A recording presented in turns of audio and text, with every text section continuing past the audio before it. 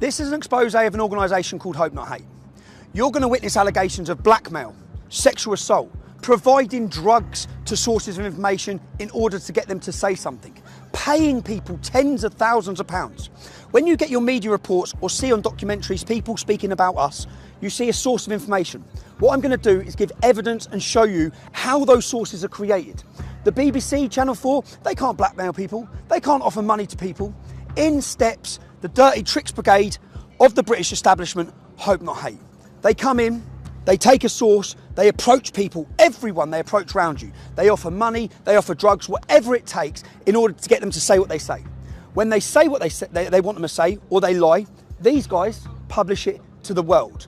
The problem is that they're taken as reliable sources because Hope Not Hate's reputation carries weight. They're in with your politicians, they're supported by all the political parties.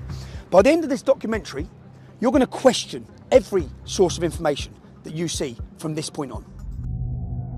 In this documentary, you're going to hear a lot about Hope Not Hate. It's important you understand who they are.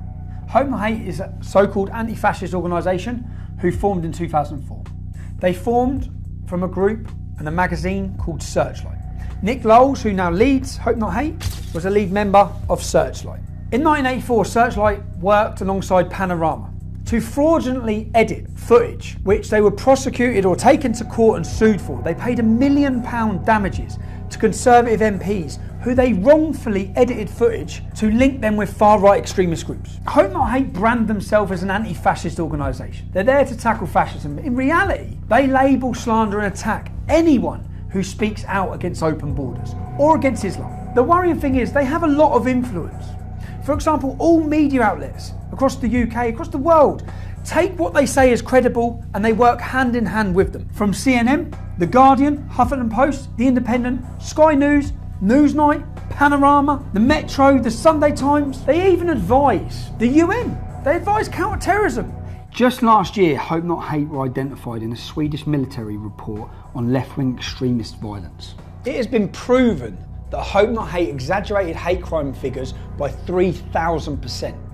Nothing they said after that point should ever have been taken as credible, let alone taken by journalists without checking anything and spread around the world to demonise and slander people and organisations. They play a key role in pressurising social media giants, whether it be with petitions or requests from MPs that they're working alongside with to say who's promoting hate. Not who's promoting hate that would breach laws in this country, but who needs silencing with their opinion. They're now teaching your children in schools about fascism. If we take a quote from their original spin doctor, Dan Hodges, from his quote you'll understand the tactics they use in this documentary. It was a no-holds-barred, bare-knuckle PR. We used every dirty, underhand, low-down, unscrupulous trick in the book. These are quotes from their spin doctor, Joe Mulhall, who is a lead researcher for Hope Not Hate. He brags about days out with their BBC political reporters. Their relationship works hand in hand with the corrupt mainstream media. They do the reports, the media then use their ammunition and their labelling to attack people and organisations, to demonise them and slander them. In 2015, Joe Mulhall used the hashtag Antifa on several occasions. The reason why this is so relevant is when you understand who Antifa are. Antifa are an organisation that leading members of the American government have called to be prescribed as a terrorist organisation. They balaclava up, they mask up and they violently attack people who they're told to attack and organisations which are highlighted to them by groups and organisations like Hope Not Hate. They find out who you are, they contact your work, anyone who steps above the parapet. Hope Not Hate's goal is to silence them and stop them. This is about stopping free speech. This is about having people too scared to speak. We'll speak with one gentleman now whose life has been completely changed due to him voicing his opinions. He broke no law, committed no crime. But wait till you hear what Hope Not Hate done to him. This time last year, like I said, I was working full-time, happy, and because of some things I was doing outside of work, where I was sort of expressing my political opinions and so on, I ended up drawing their fire, and they wrote a report and called it in to the employer. So it was a kind of deliberate attempt to, it wasn't just to dox me, because I hadn't hidden my name, I didn't think I was doing anything wrong, I was just expressing an opinion. But it was an attempt to deliberately get me fired. Where was you working? I was working at Standard Chartered Bank in Moorgate. Doing what? I was an associate, so I'd been there from a grad. I went to Bristol University and then went into the bank straight afterwards. So I'd been there for about just around 18 months at this point. So a good career. Yeah, it was going well. Internally, there'd been no issues. When you say you got involved, you was giving your political opinions with regards to? Obviously, the controversial stuff, so immigration, Islam, these kind of issues, but not in an extreme way, nothing you wouldn't happily say to anyone. Just so we can get clear, we're not talking about committing a crime, we're just talking about speaking openly about immigration and Islam. Yeah, and no one had a problem with it. That's the whole point that kind of strikes me about it. So it's not like anyone made a complaint, nothing's happened, so what did Hope Not Hate do? So Hope Not Hate, one of their, I can't remember which, but a team of their researchers wrote a small report. They were calling up multiple offices at the bank, and they were also focusing, because obviously we have a very big presence in the Middle East, so they were focusing on officers there to call them and just basically say, you've got this guy working for you, he's an Islamophobe, he's a racist, blah, blah, blah, all of which obviously isn't true. I remember I was just sitting at my desk and I get called in by the MD and he sort of says, have you been saying this? And I say, yeah, no, I have. I didn't see it as a problem. The same guys were going to a lot of journalists trying to flog this report as well to make a big story out of it.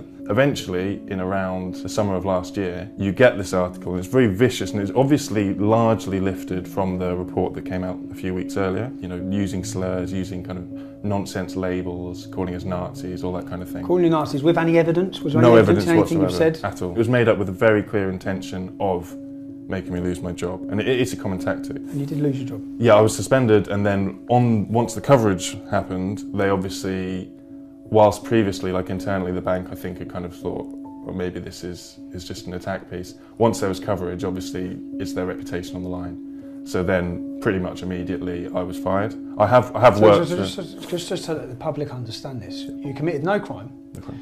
You speak outside of work about immigration or Islam with no hatred. No hatred. Just facts.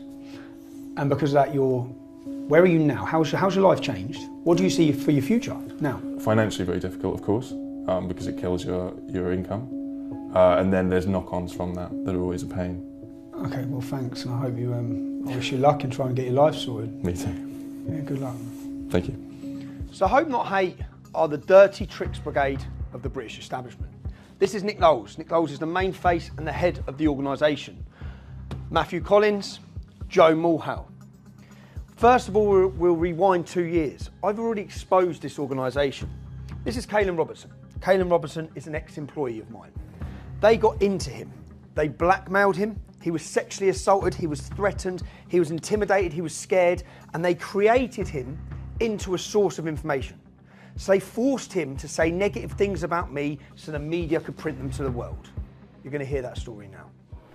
We were basically threatened with the most horrendous shit you can possibly imagine for 3 months, constantly, to do this.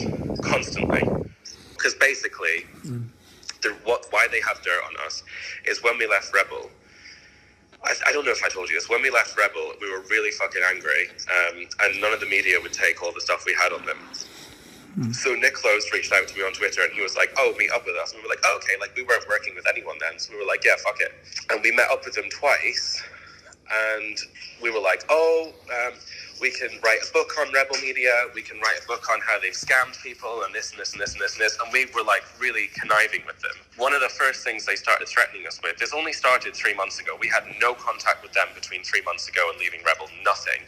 They started messaging us saying, we need to meet you, this is really serious. And then when we met them, they said to George, I wasn't there, we're going to release all of the meetings that you've had with us, threatening Rebel Media and talking shit about right-wing personalities, bitching about them, nothing serious, just saying, oh, they're cunts.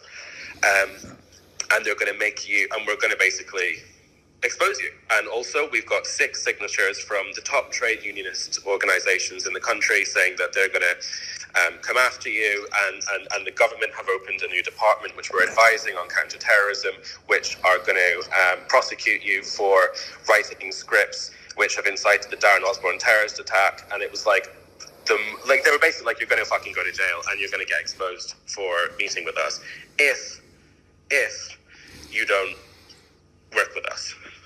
This is what it all comes down to, this panorama fucking thing. And Hope Not Hate were there, standing next to the BBC producers.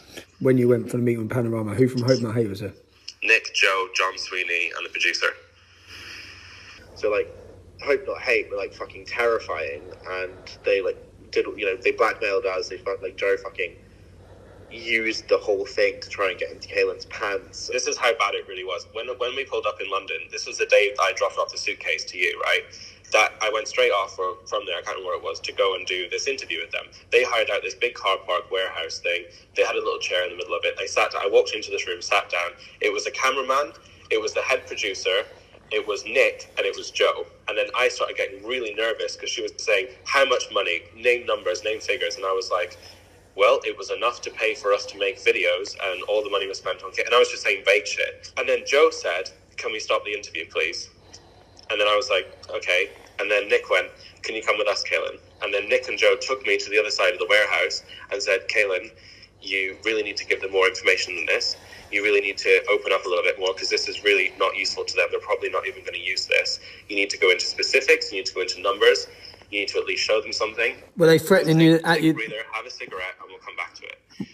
Were they threatening you then? Okay. I had a cigarette, and I went back and I sat down, and I still couldn't really do it, and it was really bad. Like, I was like shaking the whole time. And that's when we told Panorama that we didn't feel that it was safe, that it was not okay, and that we were basically threatened. Bit of a strange one here, yeah? It's been a minute.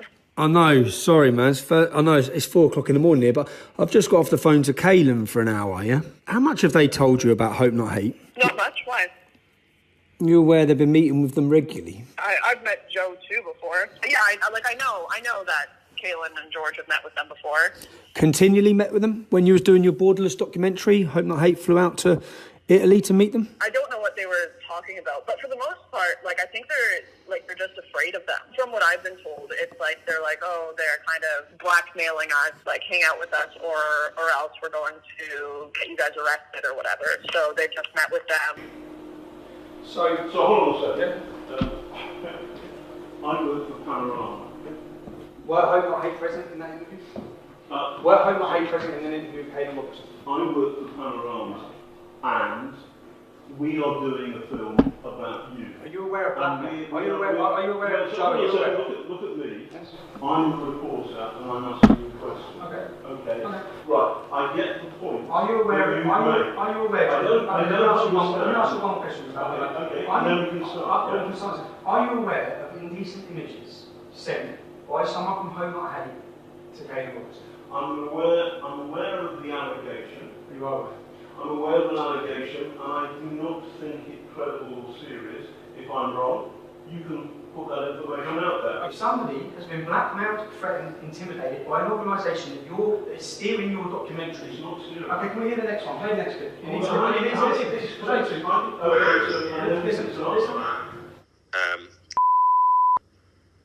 Made really inappropriate, I don't know how to describe it, almost basically like a sexual assault situation towards me when I was really drunk, pretty much passed out. Fuck you know, this gets messier and messier. No, hold on, yeah, okay, and I like got really upset and I broke down and I told George about it last week because it's really fucked me up, and George messaged Nick, and apparently nearly got suspended, and like it's fucking, it's a really big mess. I'll come to Milan to see you. Who'd he come with? Nick. He come with Nick, so Nick was with him? Yeah. And what did he do when you was drunk? Nick wasn't there at that moment. Nick had gone home. So we were filming with Lauren, and then they said, like, you've got to meet us. So we flew to Spain via Milan, met them in Milan, literally just had a coffee with them where they basically just carried on threatening us, and said, you've got to do, like, Sky or one mainstream media thing. And then I went back to London to drop something off and to go then to Spain. So Kaylin was left in Milan for one night. Nick left that night as well, I think. Yeah, Nick left.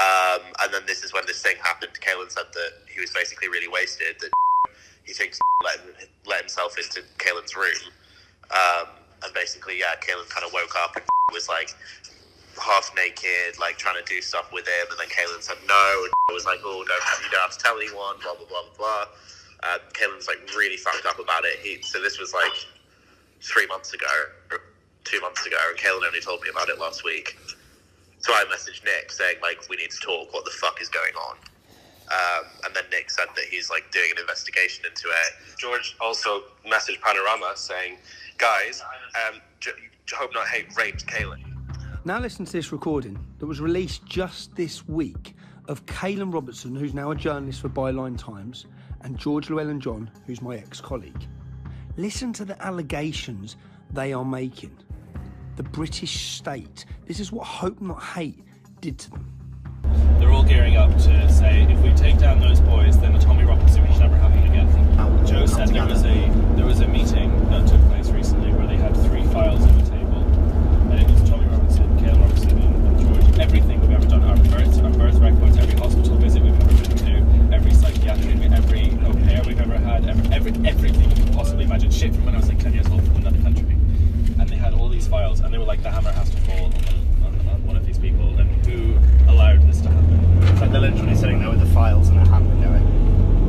Yeah, like that's how fucking serious it is. And I'm not to a point where if we carried on with Tommy, say he didn't go to prison and we carried on with him for another 3 months, we would probably be in prison by Christmas. This organisation's job is to create sources of information. They don't go as journalists and find a source and interview them normally. They create a source, as you've seen through blackmail. But it's not just Kaylin.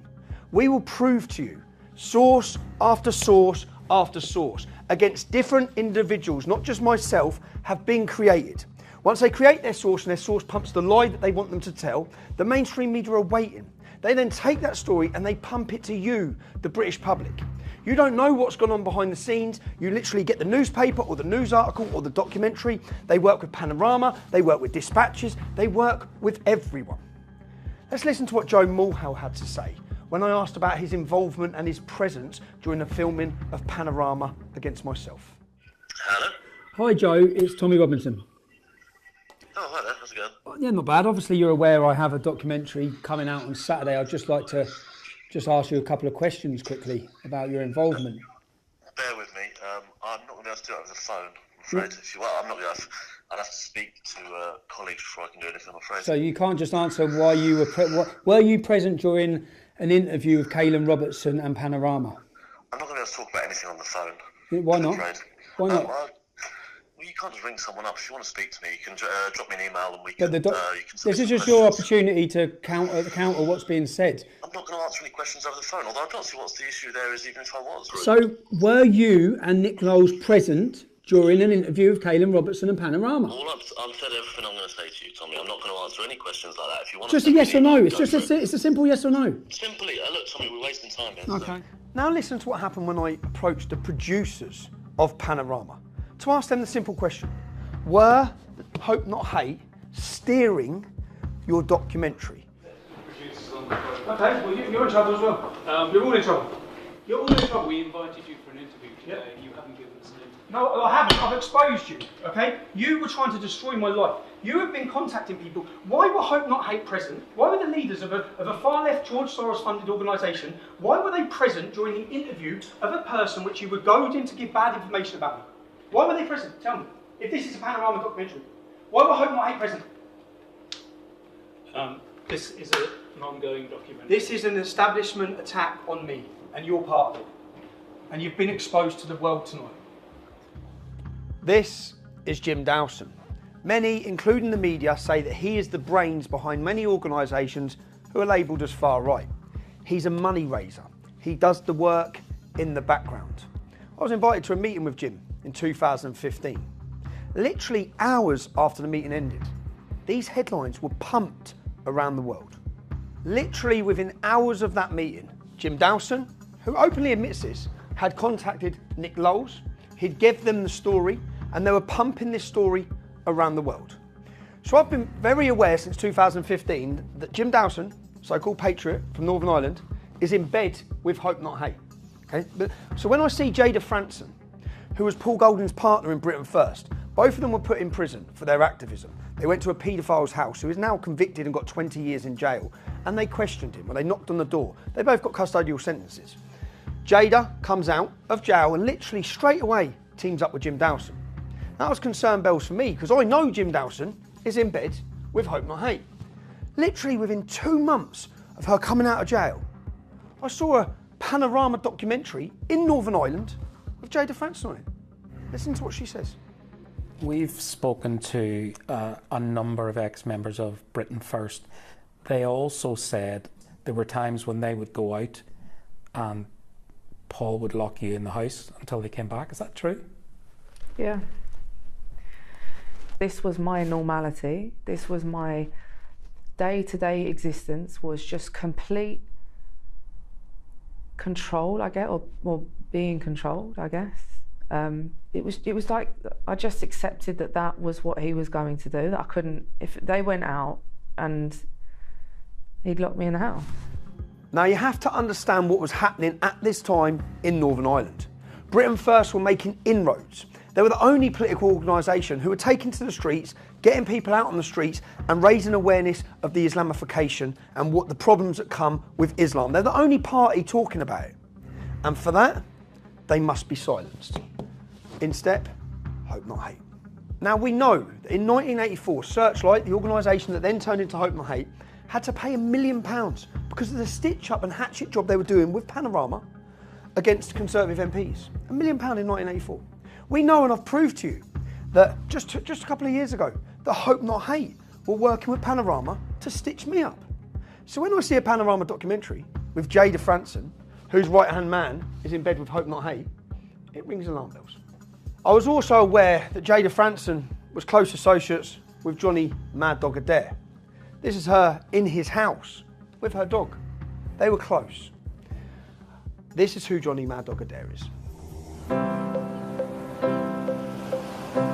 Johnny Mad Dog Adair is living in exile in Scotland, looking to come out of retirement. For 20 years, he directed more than 40 killings and hundreds of attempted murders as his notorious C Company terrorised the Catholics of Northern Ireland. Now, what has changed? Paul Golding and Jada Franson were inseparable. They were both leaders of Britain First. Everywhere he went, she went. She comes out of custody with 8 weeks. She's sitting on Panorama slamming Paul Golding. Now, straight away, my suspicions are, because I know they're always lurking in the background, especially with Panorama, and to see such a change overnight. Now, I know I linked with Johnny Mad Dog Adair. I managed to get his phone number, and I thought I'd put in a phone call and see what he knows. Let me just ring Johnny Adair.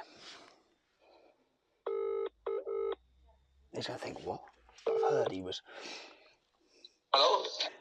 Hello, Johnny? It's Tommy Robinson. Tommy, okay. How are you, Tommy? I'm all right, mate. I'm all right. This is good. No, thanks, buddy. Johnny, this is going to seem like a weird one, yeah? I'm looking at... I'm just querying. I heard that you was talking to Jim Dawson, yeah? The timeline is Jada Franson. There was a documentary, a Panorama documentary. Yeah, I remember it. You remember it? Yes, and I don't go back, or 2 years, I don't know. Yeah. But that was the last time I spoke to Jim Dawson, and to be honest, it was more sympathetically from my point of view, because Jada and Paul had their differences, but I mean, I respect for both of them, and I think that both of them done a great job, but their fallout was their fallout, and was none of my business. But I felt she's living back over in Northern Ireland, and I felt that the chips was down for her, and she hadn't 2D, and life was bad. And when I spoke to Dawson, I remember saying, look, I would want to give her a couple of pounds, like a donation. And he said, no, she's already said she got £20,000 there. I put in the bank and that was the time of the Panama. So you rang him. You rang up to offer some money or to get offer. I'm not sure whether he rang me or I rang him. Okay. One of the two. But the conversation was, my intentions. It would have been me probably ringing him. My intentions was to give her a donation to try and help her, because I did feel sorry for her. Now, I hadn't seen or spoken to her in some time, but okay. I was reading and hearing stories that she was in hard times, but then I heard that she was with Dawson, and them two were obviously working together. So when I contacted him, I said, look, listen, I'm hearing all these stories about Jada. I says, I would like to give her a few quid, as a donation. And he turned around and he says, no, she's already says she got £20,000 there. She's got £20,000, and the timing of this was just prior to the Panorama. That was around about that time, yep. And I didn't question. I was happy once he said she's £20,000. I mean, well, that's into myself. I said, well, that's good. So I didn't need to pursue my conversation anymore. Giving her a donation. Okay. But that was my intentions, and that's what he told me. Okay, cool. No, because it's just, I know Jim Dowson works with Hope Not Hate. I knew that 6-7 years ago. So we just... He would work with anybody but him, wouldn't they? Anyone that give him money. Yeah, so I'm just doing an investigation, and everywhere I'm looking, Hope Not Hate are there, involved with Panorama, involved with politicians, and there's money. In fact, £20,000 that you say is the same figure that I've got covert recordings was offered to another gentleman to lie. That's what he told me. Like he told you. I no grapes to fucking quite fucking by saying that. It was an innocent conversation I had referenced me wanting to give her a donation. Okay. And it was to get through him, because obviously I had no contact with her. I hadn't spoken to her since she had the fallout. I never had a fallout with her. No, I felt really sorry. Me, it hurt me. No, so did I, buddy. So did I, because I thought Jade done some great... Until I knew she was with Dowson, and then I knew that's Hope Not Hate. I knew it. So there you have it. Out of jail, down on her luck, receives £20,000, not according to me, according to her friend Johnny Adair. Receives £20,000 and then is on Panorama documentary slamming Paul Golding. Let's have a look who else took part in that same Panorama documentary. It's a well-oiled machine. This was my day-to-day existence, was just complete. That's why most people now advertise through social media and not in the newspapers. Britain First is Paul Golding, and Paul Golding will flog and sell. So who's being interviewed? Jim Dowson, Matthew Collins of Hope Not Hate, and their new created source of information who has received tens of £1,000s, who's always lurking in the background, creating these sources, Hope Not Hate. What do you get, the British public, sitting at home? You get a Panorama documentary which makes these allegations from a female about Paul Golding. You don't get who they are, how they operate, and the fact that tens of thousands of pounds have been handed over. These tactics are used against anyone who speaks up against open border immigration. They've been used against me for years. But at this present moment, we're looking at Paul Golding's Britain First. They're making inroads into Northern Ireland, and for that, the agents of the state, Hope Not Hate, they must step in and they must be silenced. Whilst we're looking at Hope Not Hate and Paul Golding and Britain First, I'm going to stay on Britain First.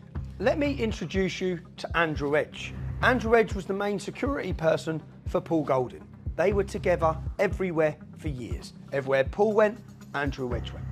Now we've seen what's changed Jada Franson from years of loyalty to overnight, total 360 change with outlandish allegations. Let's just listen to this covertly recorded conversation with Andrew Edge. What are you, mate? I'll tell you that anyway. What? The what go all out on you, mate? Who wants to go out on me? He's that fucking Matt more than anybody, you know what I'm on about, don't you? Matthew. And that folks, I've met him as well, fucking idiots. And I've been in the hotel in London, mate. This is an operation. Hope Not Hate approach everyone around you, everyone close to you, anyone you have a falling out with, they approach. It's a machine. It's how they create their sources of information against people. I know this better than most. One of the people Hope Not Hate approached close to me was my mum's brother. He come to see me. He said, I can't be painting walls. He's a painter and decorator. I can't be painting walls for the rest of my life. I'm getting old. Basically telling me that he's going to work with them. Yeah? He come to me for his permission. We haven't spoke since, but I know who they approach, how they approach, and how they get in with them. Yeah? How they work their way in. Now you're going to listen to a conversation. Paul Golding, as soon as he found out Andrew Edge, his right hand security, had been talking, liaising or meeting with Hope Not Hate, he expelled him straight away. You're now going to hear a conversation between Paul Golding and Andrew Edge, where you hear the details of what Hope Not Hate were planning on doing to Paul Golding. Now, do you remember, so they've said to you they haven't got no evidence, but they want you to stand up in court. Dirty cunts. Exactly. Is that what they've said, yeah? Yeah, pretty much. They're going to pick me up, mate. They're not even thinking with Jada at the minute.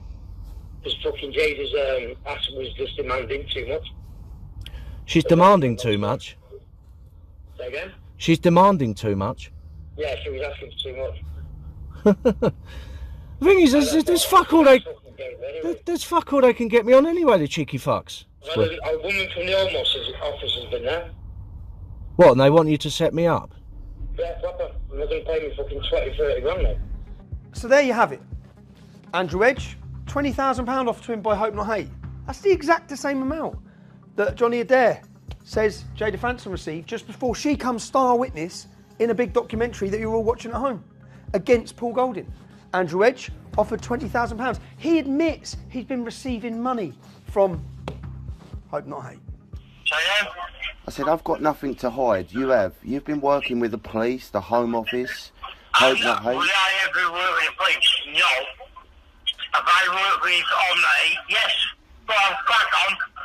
Yeah, he's a cunt, and you work with Hope Not Hate, the Home Office and the police. Hello, they give me 300 quid today, by the way. That's nice. This is Hope Not Hate's job as agents of the state. They step in where the BBC, the Daily Mail can't. Okay? The BBC can't pay you for news. They cannot pay people to take part in any documentaries. They cannot pay you for interviews. The reason being, once you pay someone money, they will say whatever you want them to say. They're no longer a reliable source. Since Andrew Edge, as we hear, began getting paid by Hope Not Hate, they created a source of information. He then makes allegations against Paul Golding, having hundreds of thousands of pounds or receiving lots of money and having it in Russia.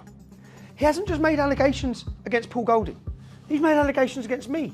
News stories have been pumped about me from their new source of information, Andrew Edge. So they come in, they create the sources say what they want them to say. You don't know any of this. You're just getting a source says. Little do you know that source is blackmailed, threatened, or being paid. Now, while we're on, I could do this about every organisation, every activist, every political activist that's come under attack by these guys. But whilst we're on Paul Golding and Britain First, I'm going to stay there. Yeah? Let's have a look at Tom Foley. I've never met Tom Foley. I had no idea who he was until I started my investigation into their corruption. Tom Foley was a homeless veteran living on the streets. He was taken off the streets by Paul Golding, brought into his home, and just listen to what Tom Foley, not me, listen to what comes out of the horse's mouth in his views on Paul Golding and his family. I have gone from sleeping in the tent, I met Paul Golding. Listen to me, Jamie, you're listening to me. Yeah, I'm listening to you. I love you, brother. Yeah. I love you, I love your mum, I love your missus. I love Paul. I tell you what, I love Paul for what he's done, what he's doing. You're fucking angels. You, Holly, and your mother, Paul, Andy, and all of you, you're fucking angels. You're not devils, you're fucking angels. How the fuck would I have got through what I've been through without you? You've heard his opinion on Paul Golding.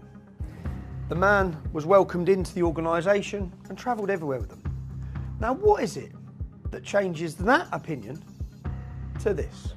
I was outside Lincoln City for 2 weeks and I was halfway down A1, so you never picked anyone off the street. You barged in on a protest, what I was protesting, me, on my own, not you. And then he changed it all about you and you ballsed all that up. Well, you didn't ball it up, you did it on purpose because you were robbing me. You kept me there. Instead of going in like I was meant to, you kept me there so you could earn this. You're telling people that you give me 1,500 quid to disappear? No, mate.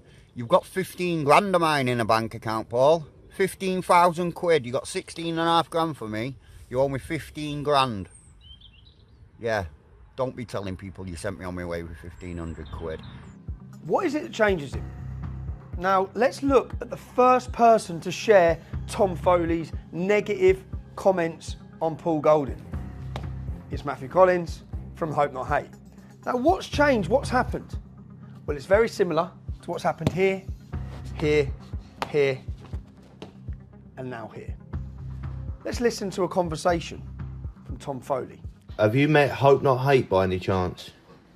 Fucking hell. Have you met? Last week. You've met Hope Not Hate? Yeah. So you've met Hope Not Hate? Yeah. Did they reach out to you or did you reach out to them? Yeah, they reached out to me, come and stop at my house. I went to their house for one night, got me stoned. Yeah, of course, yeah. Pedalled you with... quid in my pocket, paid for my train ticket there, paid for my train ticket away, and I come away. So there you have it. You heard it. They bought drugs for Tom Foley.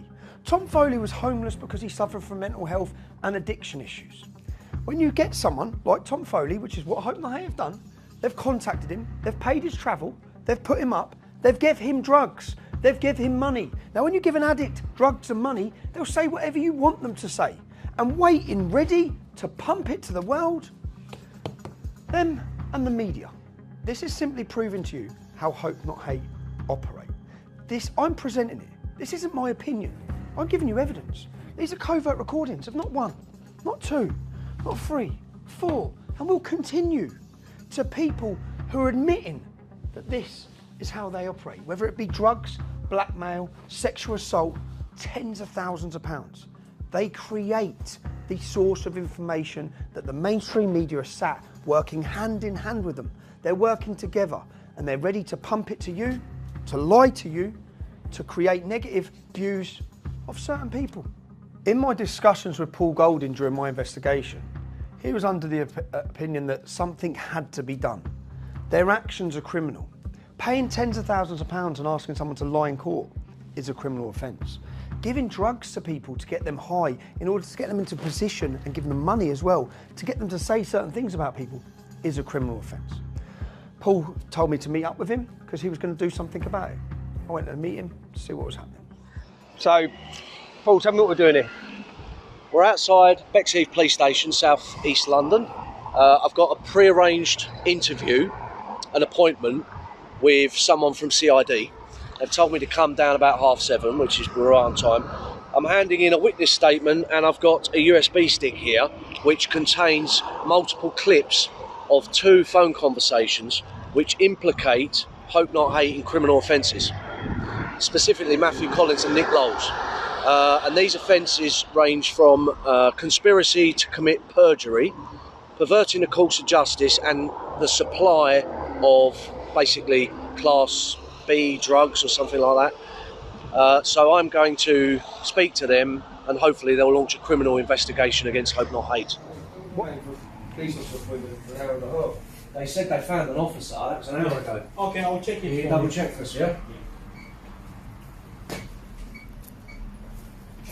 you think Nick Lowles would be waiting that hour and a half for an appointment? No, definitely not. They'd go pick him up. They'd go pick him up from his house and bring him in. Yeah. And send a chauffeur. I know. Mental, innit? We expect this though, double standards.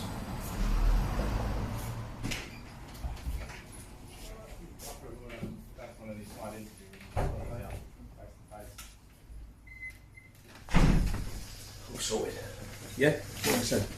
So, in a nutshell, that was in there quite a long time, wasn't it? Yeah, it was ages. So we went through my statement. We went through all of the audio clips.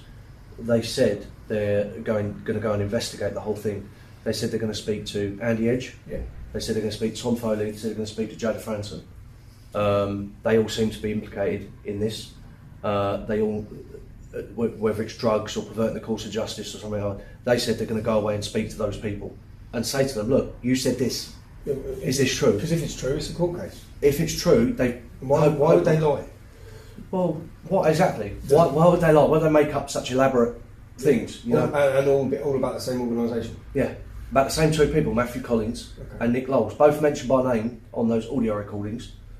And they said that the offences are perverting the course of justice, conspiracy to commit perjury and supply of drugs.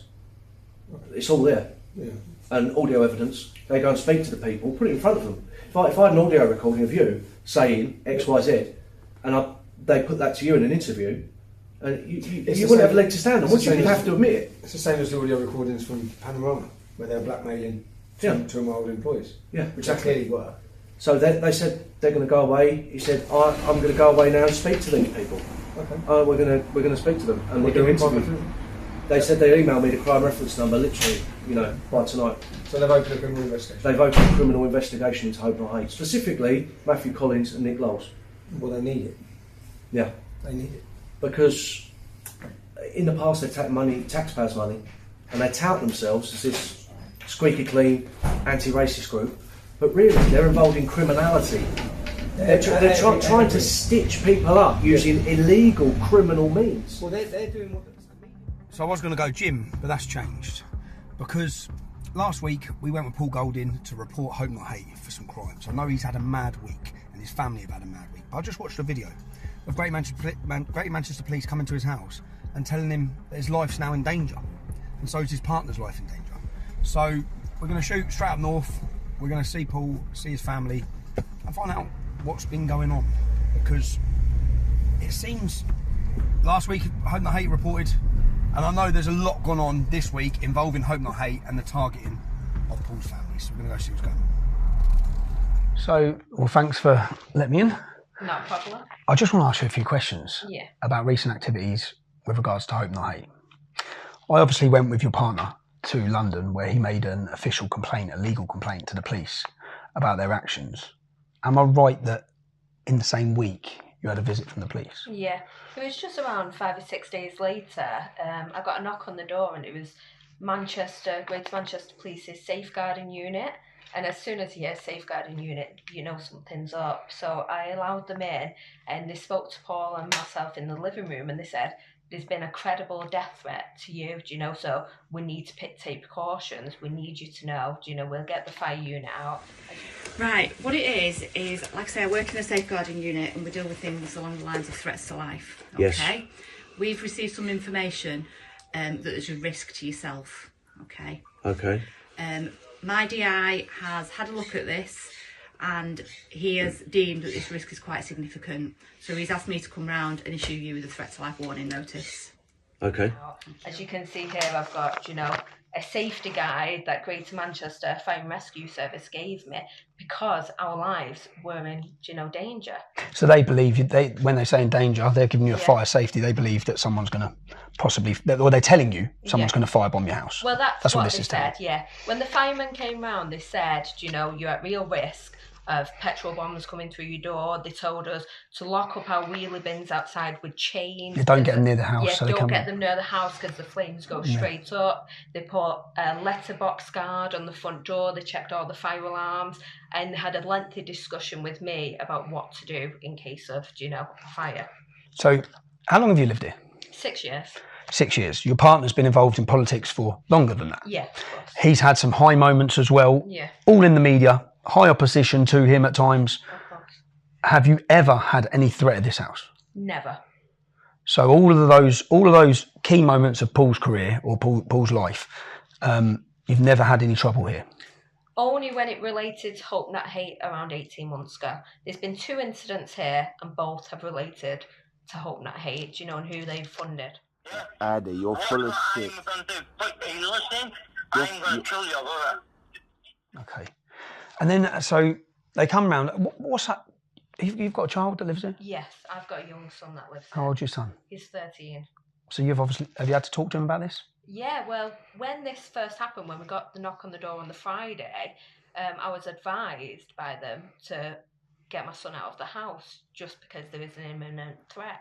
So I actually had to get my son to stay at a relative's house for a few days because of the threat, you know, that we was under. So I had to explain everything to him because he didn't want to stay out that weekend. So unfortunately, you know, I have to make him aware. Now, I've just walked in here, I've seen cameras everywhere. Yeah. I've seen a letterbox so no one can put nothing through the letterbox. What's that feel like in your home? Well, it doesn't feel good because this should be my sanctuary. This should be my safe place. You know, when most people go home, they lock the door and they're safe. Whereas I don't know who's going to turn up. I don't know whether I've got a scorned neighbour because of Hope Not Hate or Islamist or anyone that's going to turn up, you know, and attack this house. So the police come and visit. Yeah. Yeah. And then 24 hours later. Yeah. Can you explain to me then what happens? Yeah. 24 hours later, I was made aware from a friend of mine that lives a few streets away that there's leaflets going through letterboxes about Paul and about Britain First, about us being sympathisers to Russia. And I found out that from my friend, but then I spoke to neighbours, I spoke to several people on the estate, and everyone had got one. Everyone. And I'm right, because I saw online Paul went and found the men delivering the leaflets. Yes, well, we was out that day anyway, and Paul just happened to stumble across them and approach them. And as usual, they had nothing to say. They happened to put out these leaflets that put my family in danger, my son in danger. Yeah. And the man actually delivering them on camera has been recognised as an employee of Plandemic. Yeah, of course. And let me just, in this leaflet that's gone out, it says that your partner has hidden money in Russia to avoid paying tax. It's just not true. If we were tax evading, we would have been arrested by now. When this went out, just so the public understand, this was at the height. I know Ukraine war has been a big story for the British public and the news and the media. This was the highest moment of it, am I right? It was when the sanctions first come in. Yeah, this was when Roman Abramovich was being sanctioned, when he had to step down as Chelsea boss. This was when it was at its height. So to put this leaflet out at that time was to put us in immense danger, because people felt so strongly about the war in Ukraine. And they leafleted every single person where you live. Every single person.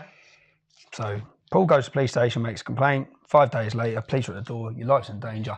The next day, just so then, it must have took a week to make a leaflet. By the time you plan one, write this. By the time you write this, plan this. Yeah. So literally, it seems, as soon as he's gone to the police and they're aware of it because he's gone online and let them know there's an investigation into you, you've been targeted in your home. Yeah, of course. As soon as they could produce the leaflet and get the manpower, they were straight here. They went straight to this estate. Do you know where I live? It's a big area, yet they purposely only did the estate that I live on. And the police have said?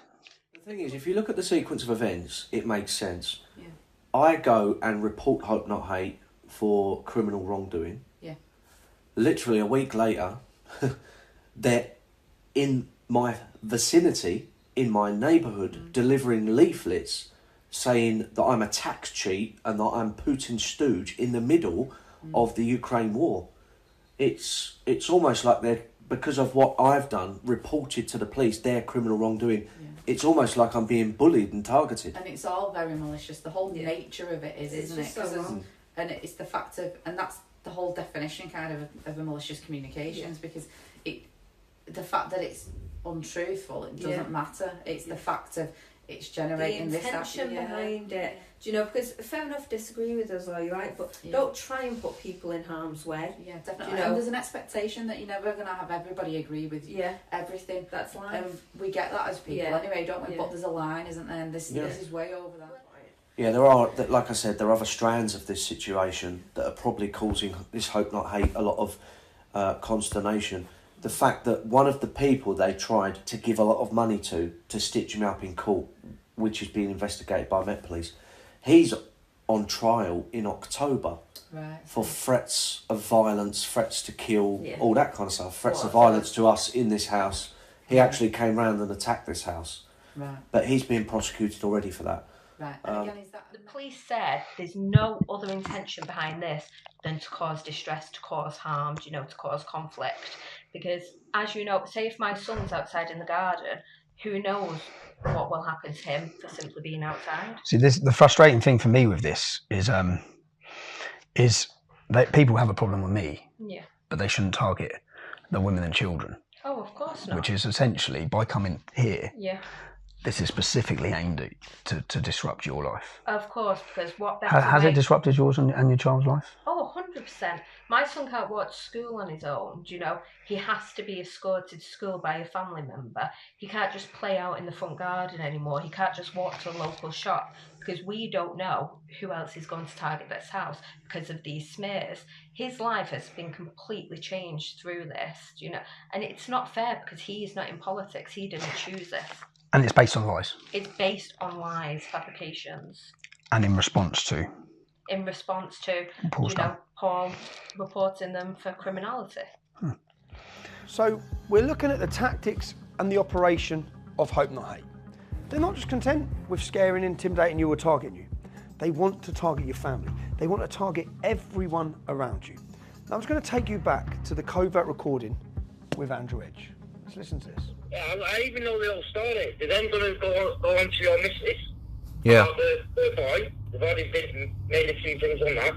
because of them fucking threatening her, blah, blah, blah, take the kid off her and all that, so she doesn't carry on being first. As you've heard, there he makes it very clear of Hope Not Hate's intention. Their intention is to use social services as a weapon against Ashley to get to Paul. Yeah. In there he talks about Hope Not Hate discussing you and social services. Yeah. This was about 18 months ago. Before we actually heard this recording, a few days before, I got a phone call from social services asking to come round and do an interview because they had had a report that I was radicalising my son. And then as I thought, oh, I don't know who this is, that's made this report, but okay, I'll go ahead with it. And then a few days later, we come across this recording of Andrew Edge saying Hope Not Hate and using social services to target my child, and that's why I was investigated. And the recording was true. Yeah, the recording was true because no one else knew that apart from myself and Paul, that I had had that call from social services a few days before. No one knew. And what did social services say? Well, social services came round, they did an interview, they spoke with my son, his school, family members, everything. They concluded that it was a malicious report, that there's no evidence whatsoever to back up what the claim has been. And they said going forward, they'd put a note on their system to expect it and not to always, do a thorough investigation unless there's proof, because they could see that this family was being targeted for the wrong reasons. So Hope Not Hate again, social services to get to you. To get get to to me. you, to get to your partner. Yeah. Because of his political opinion. Of course, because obviously my life is my son, so that's who they're targeting, because obviously then I'd have that fear, that they might take my son, so then I'd put pressure on Paul, to stop what he's doing, because I can't lose my child. Thankfully, social services, that they actually saw what was happening and said, no, this is wrong, These are such underhand tactics. Yeah. Being played against everyone. It's disgusting, it's the lowest of the low. Who would go after children, if you disagree with someone? Okay, all right, well, thank you. Thanks for your time. Not a problem, thank you. The targeting of Ashley in her home is nothing new. This is a pattern of abuse. They target women, they target children. They intimidate them in the one place they should feel safe, at home. Whilst we're looking at this, I want to tell you the story of Sharon Claff. Sharon Claff was a Jewish activist. She spoke out a couple of times about the building of a mega mosque, I believe, in London. And for that, she has to be silenced. The point I want to make to you is, this isn't about just targeting Tommy Robinson or targeting Paul Golden. It's about targeting anyone who goes against the status quo that the establishment or the state needs silencing. They wrongfully lied and said Sharon Claff was this is a grandmother, an old age lady. They wrongfully lied and said that she was part of a far-right organisation who took part in rushing a bookshop or something like that. Sharon Claff wasn't there. She never took part in anything. Yeah? She could prove that. Now, when she took them to court. Sharon Claff was in a position. Many of us aren't in a position to spend hundreds of thousands of pounds to take these organisations to court. Sharon Claff was. She used William Bennett QC, one of the best QCs in the country. Hope Not Hate accepted their guilt, because that's what it was. They admitted that they lied and they apologised. And I believe they paid £50,000. Let's have a look at the mainstream media and their reporting on this apology and this win for Sharon Claff against this organisation. As you can see, there's no mainstream media reporting at all on the fact that Nick Lowell's organisation lied, endangered the safety of a lady who had a cross put on her by Hope Not Hate. She was violently beaten in the street after wrongfully being accused of part of a far-right organisation. Not one mainstream media run it. The only media that run it, the Jewish Chronicle. So proven to you, Hope Not Hate lie. You wouldn't have heard it in the media, of course, because it doesn't make media. They lie about old women and get them violently attacked. Not just content with targeting me, targeting my wife, targeting my children's home. They also target my mother's. My mother's been severely ill and my father is 74 years old. Yet they doxed their address, which resulted in their house being violently attacked and bricks thrown through the window in the middle of the night. So it's 1:30 in the morning. That's my mum's fucking windows. What?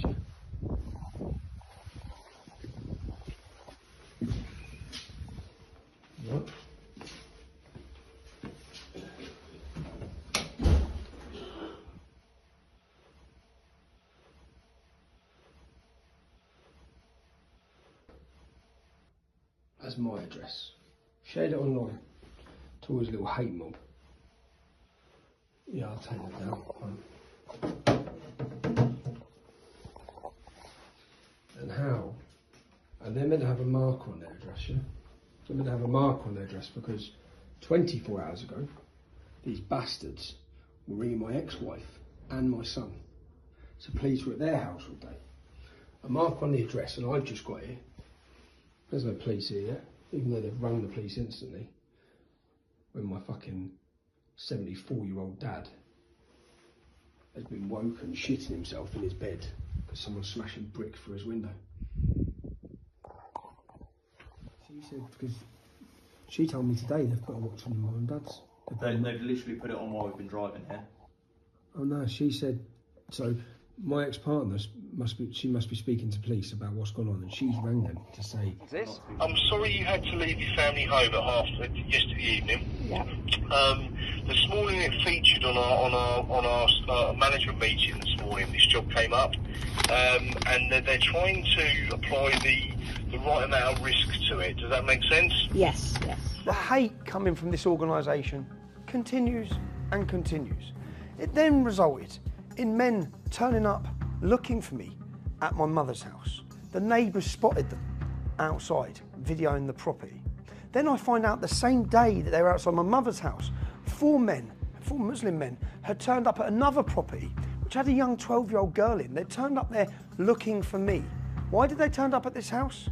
Because Hope Not Hate had put this picture online alleging that it's my property. They're telling the public that I own this house. I don't own this house. I don't know the person that lived in this house. I do now, but I don't know the person that lived in this house. That this house is located near to my mother's house. When they put this article online with a picture of the house, they literally directed people. It's a hard house to find. They directed people. It's next door to this old people's home. They literally directed people so they could find it.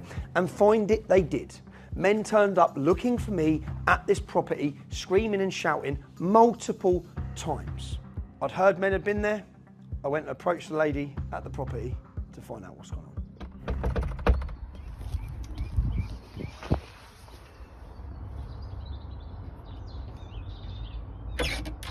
Are you alright? Yeah, morning. I'm just chasing up what happened yesterday. Yeah, well, I was out. Daughter rang me, crying. Car was on the drive. Asians were walking around the house. She was upstairs.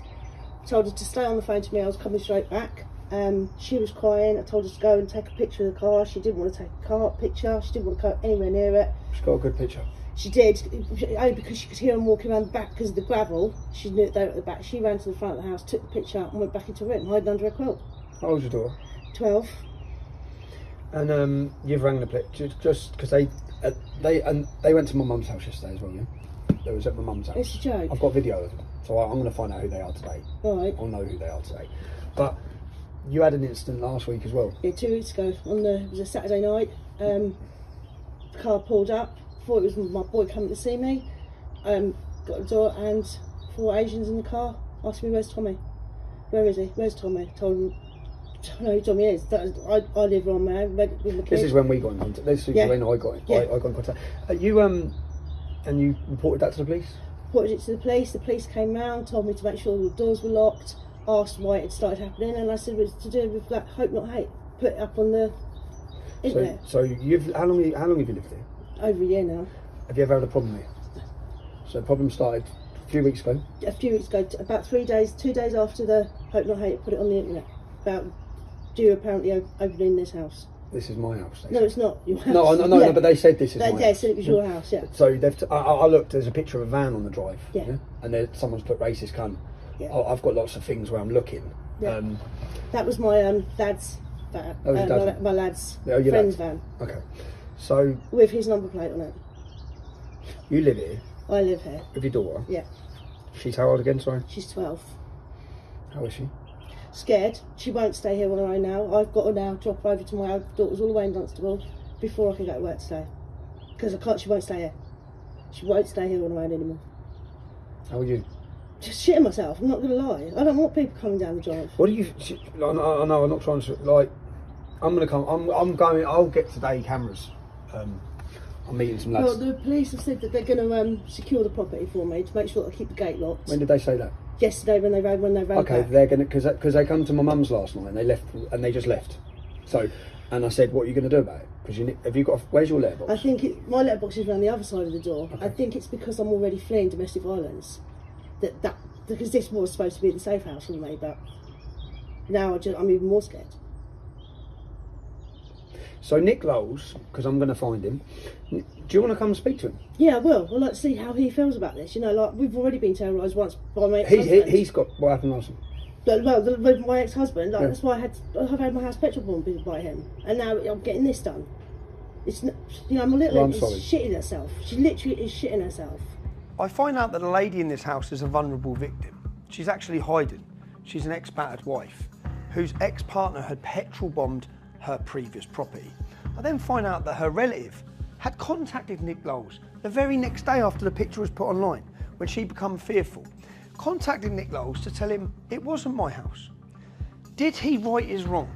Did he delete the picture? Did he apologise? No, he didn't. Because she's collateral damage. Just as Sharon Claff's collateral damage, just as Ashley's collateral damage, all these people are collateral damage as long as they get to put pressure on the intended victim, on the intended target, which is myself. Now, did this lady in the house have tens of thousands of pounds to take him to court to get her apology? No. If she did, he might have been forced to apologise for his wrongdoing, like he was last time. Now we're seeing multiple women scared in their homes. All the women with children, terrified, targeted, in fear. No one should feel fear in their home, least of all young children. That is what this organisation has been doing. They put a picture of the bedrooms my children sleep in. When they put a picture of my ex-partner's property online, they also put a layout showing the entire layout of the house. So if anyone wants to break in to hurt people, they showed them where the bedrooms are, where the stairs are, where the exits are, where the doors are. Why would they do that? They have targeted my family. Now the difference is, I know where they all live. I know every detail about them. I'm not doxing their addresses because I understand they have innocent wives, innocent children in their homes who I very much doubt are even aware of the dangers they're putting many families in. Now the targeting of my children and the photographs of their home, when they know I don't live there, telling everyone that I do, telling everyone it's my house, when they know full well, these are the sorts of threats that I receive on a regular basis. Oh, you know you're your fucking kids are, yeah? You want to fucking play this? You can take your fucking kids, yeah? I'll tell you that, I promise you that. I'm gonna grab your kids on a late day, alright? So that you fucking feel, you motherfucker. Okay? But if you play it, I hope you're recording this and play it. Keep on playing it, keep guessing who this cunt is. Alright? Because I'm gonna fuck your kids. Watch what I fucking do to you, you little fucking white bastard. You little pork-eating cunt, you fucking watch me. What sort of person listens to those threats? Listens to the intention of Pakistani rape gangs wanting to rape my children? What sort of person attempts to direct them and locate where the family live? They know I don't live there, yet they run an entire article saying it's my home. It's not my home, it's my ex-wife's home. But they're trying to put pressure on me and using my children in the process. Due to the fact now, it's not me in danger, it's not just my children in danger. There's lots of innocent people and this innocent woman and her daughter who are now in danger. I made sure I had to locate where Nick Lowles was. I located where he was. I located his wife. I located his family. I would never stoop so low as to give any bit of information that could lead people to that innocent mother and her son's address. Yeah, and obviously this was linked. This was a day before my mother's house was smashed up. I know this is linked to their like if you're making the arrest, and the link will be this person making these phone calls linked to their jihadist lawyers. I know it's 2 months on. I'm thinking, well, if I had phoned someone trying to pervert the course of justice and threats were made because my ex-wife was terrified, my children were terrified. Of course. I just can't understand why there hasn't been an arrest. Well, I mean, I found out who owned the phone the day I left. Okay. So, obviously I was quite pleased because I wanted to see that through and get those results, because at the moment we just had a number. On a Friday afternoon, I received an email from a journalist who's running a story about me with lots of allegations, criminal allegations. Her source of information? Caelan Robertson. Caelan Robertson, who's on camera, who's on tape that you've heard, being blackmailed, sexually abused by these guys in order to create and lie about me. So the man who's paid to lie, who's forced to lie, is then telling stories about me. The mainstream media are ready to pump them to you, the British public. Concerning for me, concerning that my children would read this, she contacts me on a Friday afternoon, gives me till Monday morning at 10 a.m. to answer her allegations. Now what I do with everything is I wanted a video camera to record me giving her proof that this is not a reliable source, that she should not be running this story about me to the British public, because she is fully aware her source has been co-opted, her source has been forced. So I went calmly to her property. Read the headline of what the media told you happened. Now watch the video of what actually happened when I knocked on her door, when I calmly knocked on her door to answer her allegations. On that evening, I was arrested for a breach of the peace. When I got to court, instantly it was kicked out because I didn't breach the peace. I didn't commit a crime. What they then done is the Metropolitan Police Force, who work with these guys, then worked hand in hand with the journalist to get a civil court case against me in order to give me a stalking ban for knocking on the door once. Journalists have terrorised me and my family for decades. I knocked on the door once, but you don't get told the full story. I'm here looking for a journalist for The Independent who continually prints lies about me. It's quite nice when you have security and concierge. This is the little bubbles that they live in. They can send other people to your houses, they can harass your families, highlight where you live, and then hide behind their intercom, which is exactly what... Oh, look, they've turned it off. Look, now they're ringing up the security downstairs, you see. They're ringing the security downstairs to say that Tommy Robinson's at their door, which he is, because from what I understand, been trying to contact me. I didn't know how to contact her. They're no one's in their offices now. So I popped down here. And...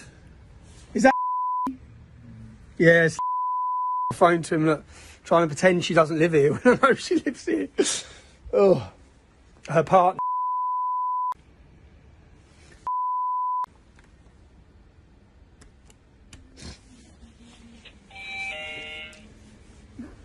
Come on.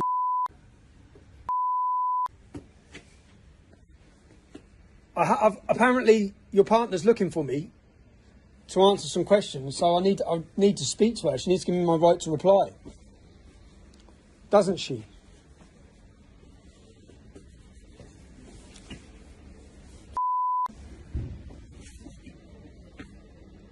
You can't go and print more lies about me without giving me a right to reply. Not when you know they're absolutely made up lies. You're using sources from that you know are lies, are fraudulent, and yet you obviously think it's okay to then write things that my children are going to read. I'm not even allowed to mention the journalist's name, or I'll end up in prison for knocking on her door once, as you've seen. Now, we now have a lady scared in her home due to the actions and the lies of this man and his organisation. I simply cannot go and approach him, but I think the best approach would be to his wife, because she's a mother with a child in her home, and she surely will see the wrong in what her husband is doing.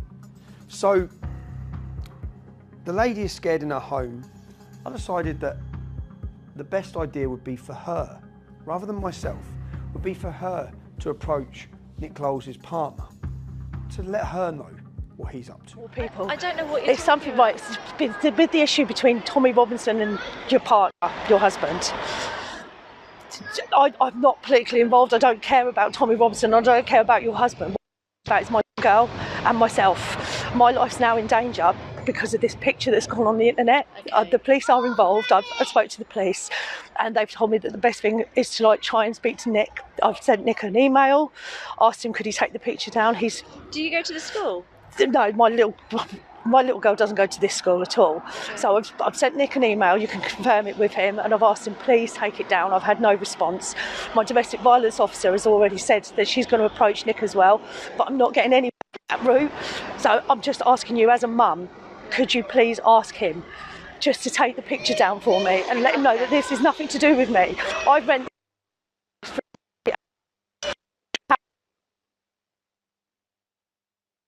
what I'm doing. I'm just here to say, look. And I'd prefer you if you know, yeah. And I didn't want to approach you when you had your children with you because, like, as a mum, I don't think that's fair either. No. But just as a mum, Have you come from Bedford? Yes. Yeah. I've drove from Bedford so that I can speak to you myself. What's your surname? Yeah, but if I give you that, then I get into trouble. Okay, fine. All right. That's all I'm saying. You know, I don't want Nick coming at me. Leave it here. Leave it with me. Thank you so much. Thank you. Yeah? Thank you. Yeah? I do appreciate it, honestly. Okay, can you give me a screenshot of the picture? Yes, of the I will house? do, yeah. Can you just show me so I can... Right, I've left my phone in my car. You wait here, I'll go and get my phone. I don't want to do it too much in front of other that's people. what I was thinking, yeah. If you go on his Hope Not Hate website and it says Tommy Robbins extra houses, and it's a full-on picture of my house in Silso, he's given the complete description of where my house. Yeah. Okay, right. Leave it with me. And he's given the complete. I've had to have cameras secured around my house now because I've had 4 Asians turn up at my car screaming, "Where's Tommy?" banging up my doors. But my little girl is terrified. Okay. I'm terrified. Leave it with me, okay? Leave it with me. I'm so sorry to have to do this to you, but No, don't. I don't. It's just so hard. Yeah, You know, I'm already fleeing domestic violence. So you... Now that was Nick Lowell's wife. I'm not going to show who she is. We have images of her, recordings of her. I'm not going to show who she is or where she lives. I don't want her to feel fear in her home. That's the total opposite to what these guys are doing to us. They actively seek and target our families. They hope and they try and direct violence towards us. They try to dox our addresses, say we live in houses we don't because our family live in those houses. They are actively targeting our children, our partners, our mothers, our families. I'm not going to do that to his wife. Luckily, his wife seemed like a very nice lady and she saw the total wrong in what her partner was doing. Because within just hours of the lady who he falsely accused was my home approaching his wife, this happened. Hello, Colette. What's the matter? They have deleted the pictures of your house. Wow. They're gone. So that worked then? Yeah, they're gone. So it was the best, because you see, if I'd have turned up at their house, it would have gone a totally different way. Oh, that's such good news, mate. At least it's worked. Yeah. So, you happy? Brilliant. Well, oh, that's good, mate. I hope now. I'm going to try and search the internet and see if there's anyone else that archived it and saved the pictures or the location. But the main point, of course, was obviously from them and they've erased it. So. Fantastic. All right. That's excellent, honey. Cool. Right, mate. All right. I'll be all right. All right. later. Okay. Bye-bye. Bye. Timing is important and you have to understand what's happened in a 1 week period. Men have turned up looking for me. I'm receiving phone call after phone call, death threats every day. Yeah? They've turned up at another lady's house, which you've heard, 4 of them looking for me again. I receive a threats, which has all been made online, so these guys have watched all this. My family receive threats that people are going to kidnap and rape my daughters, they're going to drug them from school. What does this organisation do? That week, after hearing all of that, they give my address. Someone is hired to visit the family home where my ex-wife and children are in alone at 11 p.m. to shine a torch through their door. That's what they do that week. Listen to this. She's told you before, don't come to our fucking house. I didn't go to that house. You've been to our house before? Not that house. I've never. Her house? I have never been to that house. But you've been to her house? Yeah, again. And you know I went to a house where they told me. Who's they? Right. Let me give you this. I promise you, I'm totally on the level. Well, on the level? Yeah. How are you going to feel when I come to your house at 11 o'clock at night? How's that feel? I promise you. You got kids in your house? Have you got kids in your house? They've grown up and gone. Is it alright for me to turn up at your house at 11 o'clock at night? No, it would be silly. Start taking pictures of your house? It would be silly. I appreciate so what that. Are you taking pictures of my fucking kid's house for? Right. What they told me, yeah, the instruction was, That's me. It's Mendes Legal Service. I'm a process serving company. Fallowfield Stevenage. Yeah, that's just the office. Right? What they said to me was, I had to bring the papers out here to you. It's very important you got them, yeah? I'm just a delivery boy, yeah? They said, if he's not there, leave him there. But if you leave, you see, what I'm meant to do with papers, I'm meant to make sure you get them. So say, here you go, these are for you, yeah? This is who you are, yeah? I'm Mark, yeah. Right? You're Mark Acosta. Yeah, I'm Mark Acosta. But if I can't get them to you, just to show that they were... I take a picture. You see, I took a picture of the papers. No, you didn't. No, you didn't. You took a picture of my children's home. No, if I could find my phone, I could show it to you. I've lost my bloody phone. I can show you. I just put the paper on the floor. I took a picture of it. That's all. That's what I have to do. I'm nothing to do with any of it. Who are you delivering for? Who's giving you this address? I've moved because you come to my last house. I told you he does not live with me. So leave me and my children alone. Right. Are you happy to talk in front of... Who's this from? These are solicitors, brought the papers. I'm nothing to do with these solicitors. So who do you work for? I work for myself. I'm a processor. Basically, I'm a pro. You can use me. If you've got someone you want to... Who sent you here? That's a simple question. They did. The solicitors. Which solicitors? It's on the paperwork. I don't know. Right, but basically, they give me all the information. I'm not the postman, yeah, bringing a British Gas bill.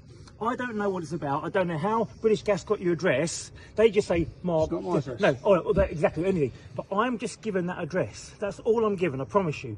I don't know why, when, who, and my job is to just make sure they get there. So you think it's normal... No, I don't. So did they tell you to come at 11 o'clock at night? Yes. I've been out working all evening, and I said, I can't go, it's late. It's like, I would normally never go after about 9 o'clock. Yeah, but they said, no, you've got to go now. I've been up since 3 o'clock this morning. So they've told you to come. They've told me to come. Just come here now and get them to you. To my children's house. And they said if you weren't in, because I think you said he's not in. That's fine. Doesn't live there. No, that's right. Yeah, leave him there. Listen, don't get me wrong. I think it's stupid too. I think it's really ridiculous. Do you normally get told to go to house at 11 o'clock at night? Very rarely. I'll give you that. But we had so much more. This hasn't been put together and finished the way I would have wanted it finished as a documentary for you, as professional as it should, because we've rushed it. Why have I had to rush it? Listen to this. Hope Not Hate is under attack. As you will probably know, at the beginning of this year, we helped facilitate the takeover of the investigation into Tommy Robinson's alleged bankruptcy. Last year, Tommy Robinson declared himself bankrupt in order to avoid paying hundreds of thousands of pounds in court fees and damages from a libel case that he lost against a Syrian refugee.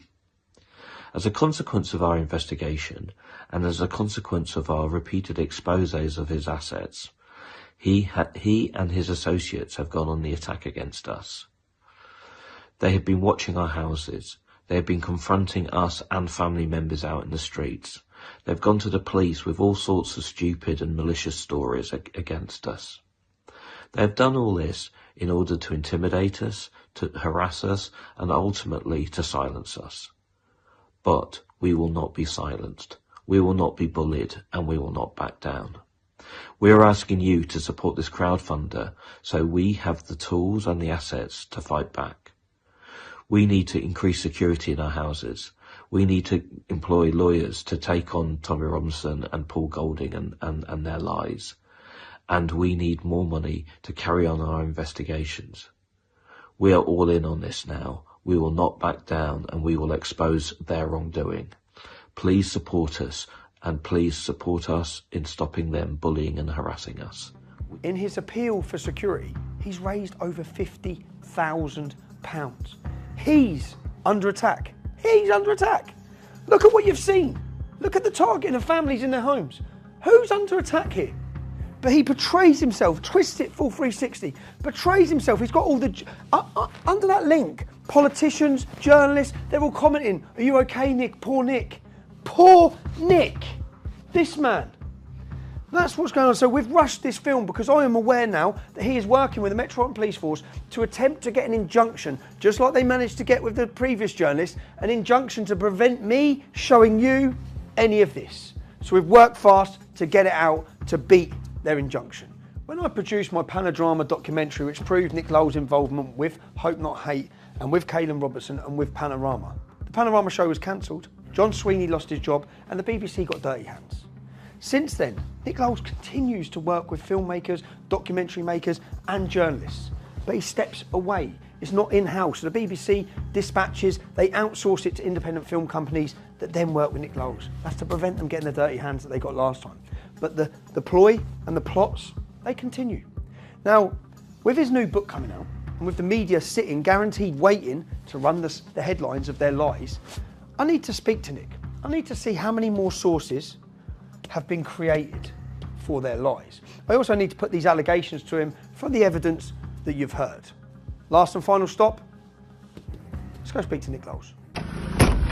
Nick, how many people have you paid?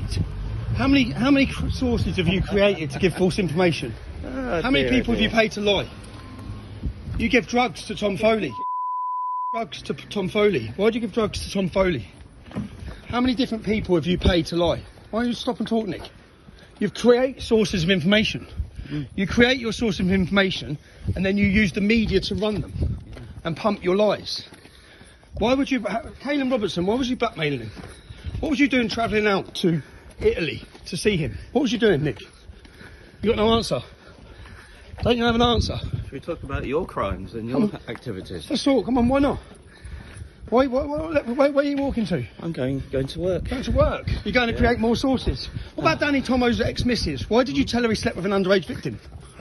Why did you lie to her? Why have you told her that? Why were you paying her sister money? Do you understand that when you pay someone, they're no longer a reliable source of information because they're being paid by you? Are you going to deny paying people? Are you going to deny creating sources, Nick? You're going to deny creating sources? Get around the front. How many people in your book have been paid to lie about me? How many sources have you created in your book with your money? Huh? Answer the question. You do realise that paying someone, they're not a reliable source once you've paid them, blackmailed them. What about Andrew Edge? You're going to deny you've met Andrew Edge? No, I'm not going to deny I met Andrew Edge. So you have met Andrew Edge? Are you going to deny you was meeting? It's pretty obvious we've met Andrew Edge. Are you going to deny you was meeting with? Have you paid Danny Tomo's missus' sister? Have you given money to Danny Tomo's missus' sister? Bearing in mind I have evidence you have. So I have evidence you have. Really? Yeah. Okay, fine. Yeah. What about your source of information? So you're doing it again. You created Caelan Robertson. You created Andrew Edge. You created Tom Foley. You created Danny Tomo's ex-missus' sister. Well, no, it's not boring because you're destroying lives by creating. You're creating false information. Says the drug dealer. Says the drug dealer. Yeah. Are you calling me a drug dealer? Yeah. Who have I done? Will you deny that you've been paying Danny Tomo's ex's sister to say things about him? Are you going to deny I'm that? not talking about anyone I might have Because you're not. to. Yeah, because you're not going to deny it. So are you? Will you deny you? Will you denying deny? You paid. You contacted Jasmine Bishop. You told her that he slept with an underage victim. That's what you told her.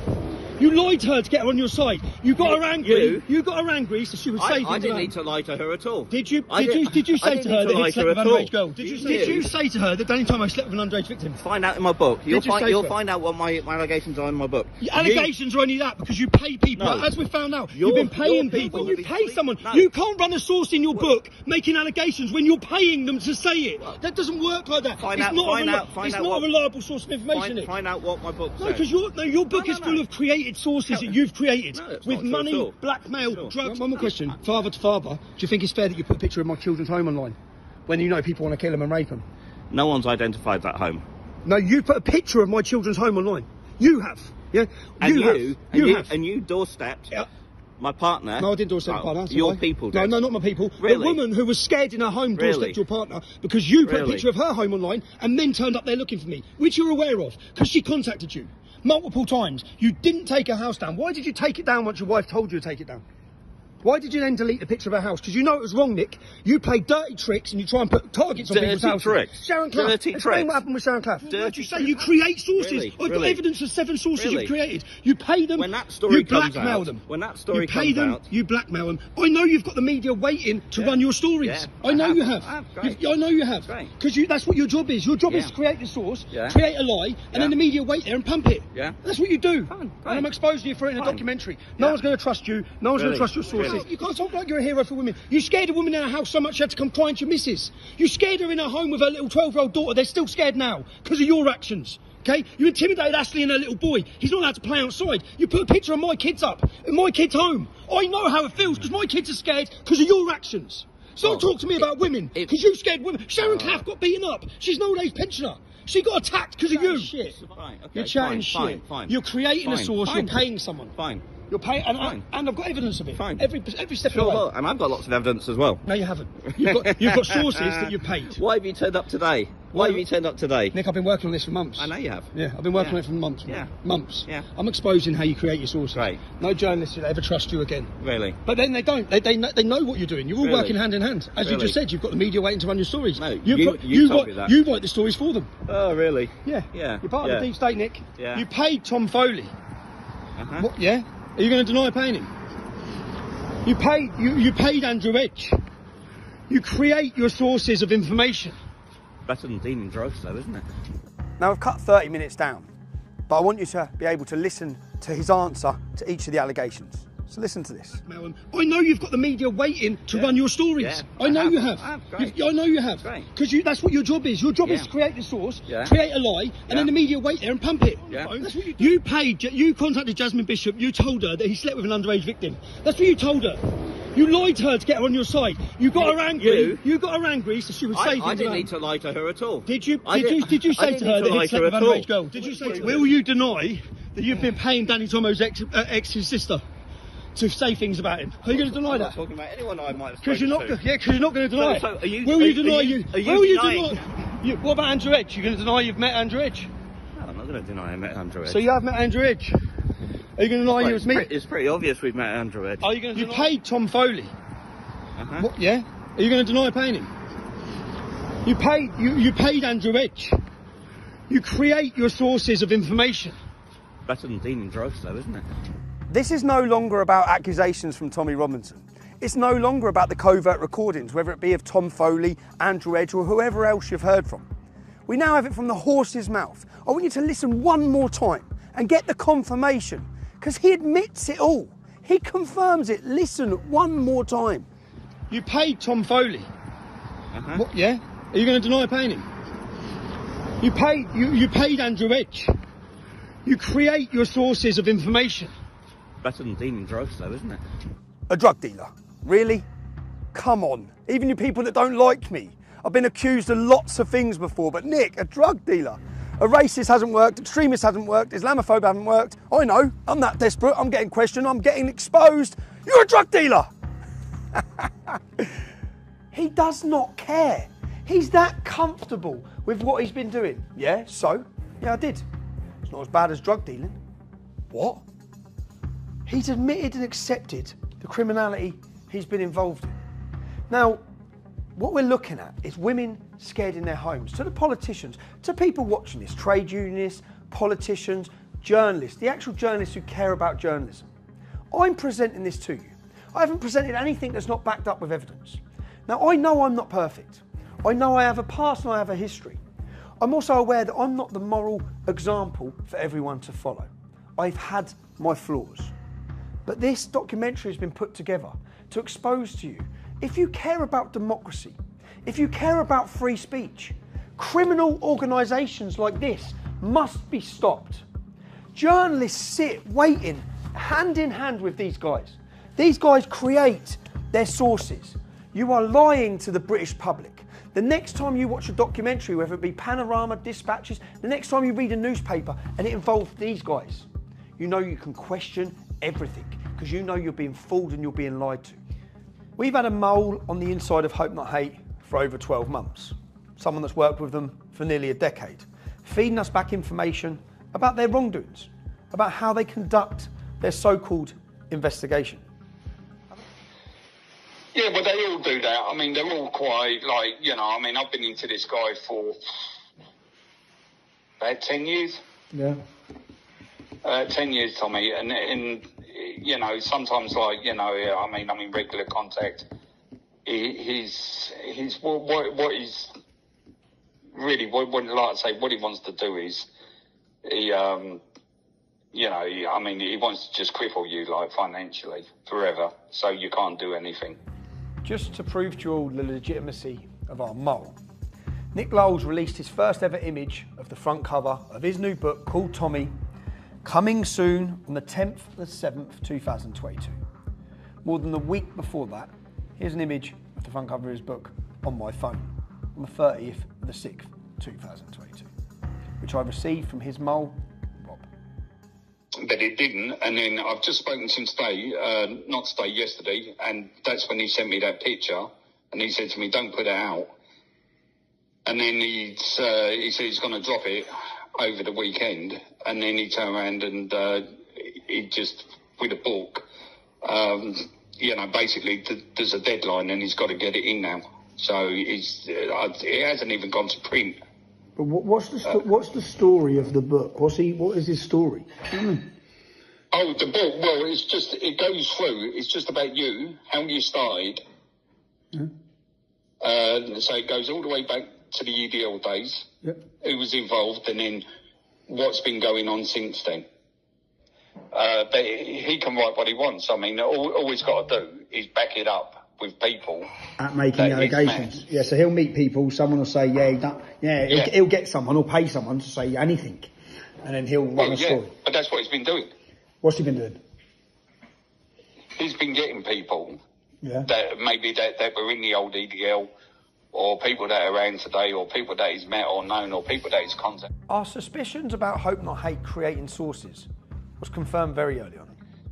Yeah. So you know that all this information that's coming, it's coming from people that have never been close to you. And people that hate me. And people that hate you, they've never been in the inner circle. What a rat. You know, so the reason why he's done this, and I know why, he's done it for legal reasons, because he can't put anything in his book. Yeah, he has to have someone saying it, so he's gone and got him on tape saying it, and then he'll write it. About everything. So he'll have someone saying, I done this, I done that, and then he can write he's covered his arse. And he'll just say a source close to him. A source who was with him. A source who was there says this. Tramp. And that's how it's done. Now just listen to his associate tell us how low this man will go in his quest to destroy me. So I know he was in Luton quite a lot recently, and that was to do with needed information for his book. So I know he met with a couple of the Gambinos, or what's left of them. I know he met a couple of those up there. And he met some other people from Luton. And what could he possibly get off them? What, the Gambinos? Yeah. Going to meet in a heroin dealing gang. They're all in jail, aren't they? Going to meet in a heroin dealing gang to get him. Oh, they're going to have a heroin dealing Muslim gang from Luton. Yeah, they're going to have something good to say about me, aren't they? The Gambinos. Let me show you who the Gambinos are. This is a national newspaper's article from 2009. Asian terror gangs target UK with killer heroin. Let me just read some extracts from this. One of the Asian gangs is the so-called Gambino clan, a 100-strong mob named after the notorious US crime family. The Gambinos are the Pakistani Muslim gang that control most of the drug trade in Luton, and they've all got good connections to Al-Qaeda. Nick Lowles is travelling to Luton to meet heroin dealing gangs who have great connections to Al-Qaeda. They fund terrorist organisations, and that is who Nick Lowles is travelling, having meetings with, to get them as a source of information against me. And just for the record, I first made an article about the Gambino gang. It's in my Oxford Union speech, where I addressed who they are, said they're using heroin to drug and pimp our daughters. I'd done that when I was 20 years old in Luton. They have hated me for years. Who does he go? You're going to see his source of information in his book with all his allegations against me. You now know who his source of information is. Being aware of his meeting with the Gambinos, when I got the chance to discuss it with Nick Lowles, I put these allegations to him. It will come out soon. Who are you making that accusation against? Oh, you've created sources. I've heard you were in paying the Gambinos in Luton. Have I? I've heard you've met and paid Pakistani gangs in Luton. Really? Yes. Really? Creating more sources of information, Nick. Creating more sources of information. Yeah. But you create the source. You create the source. I look forward to it. You create your source. So you'll have a source that you've paid, you've gone in, because I know you've been meeting Pakistani gangs in Luton. Really? You'll be paying them, say this, say this, say this. I've got the evidence of it. Right. I've got the evidence of members of your team telling me that. Who? Members of your team tell me Really? that. I had the front cover of your book weeks ago, you clown. Yeah. You clown, right? I had the front cover of your book. I had the fact you were meeting Gambinos. I've got the screenshots and messages of it. Gambinos are a heroin dealing gang in Luton. And you know all about them. And you've gone and approached them. And you've gone and paid them. And you know I grew up in Luton. I've challenged them for years. Yeah. Well, 2004 leaflet names them. Yeah? It names them as heroin dealing. Yeah. And you've gone and met them and paid them to say things about me. So, You're a scumbag. Have you ever sold cocaine? No, I haven't. No. Really? No. Okay. I haven't. You're a scumbag. See, look. So now we know. So you've got people you're paying to make these allegations so you can run with the headlines. Yeah. After confronting Nick Lowles about him meeting the Gambinos, he's aware someone's talking to us within his team. He then contacts our mole. You might not be talking to TR, but you are talking to Hell. Hell's my PA. Strange that something I only told you was brought up by Lennon today. He's aware, yeah? He's figured out who our mole is. Listen to this. This is Hope Not Hate, dude. Hello, mate. How are you? Not bad, Rob. You? Fucking a bit stressed, to be honest with you, mate. You know, it's all coming to an end, isn't it? It's all coming to a head now, isn't it? So eventually he's going to know, you know, what I've been up to. So, as we've seen, in order to destroy me and target me, our mole makes it very clear what Nick Lowles' ambition is. What he's hoping to do is to get your missus into court. Yeah. Okay. That's really what he wants to do, and put her under pressure. How does he think to answer the questions? How does he think he's... As you've seen, not content with sitting down with heroin gangs, or paying people, or bribing people, or sexual assaults, he wants to target the mother of my children, my ex-wife. When I approached Nick Lowles outside his house, it became very apparent that one of their main targets is Daniel Thomas. Daniel Thomas is an ex-colleague of mine. But to destroy him is to discredit me, which became very apparent after talking to Nick Lowles. Danny Tomo's Mrs. sister.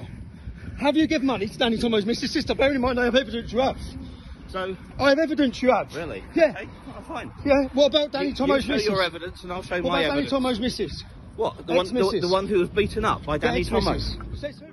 A lot of the allegations about Danny Tomo were about him and his ex-partner. But the allegations didn't seem to have been coming from his ex-partner.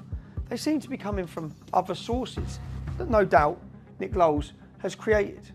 The first thing Nick Lowles told Danny Tomo's ex-partner when he spoke to her, they had just had a very severe breakup, finished on bad terms. Now I know straight away that means he's going to get in contact. I know that because that's what he does with everyone and has done for 15 years.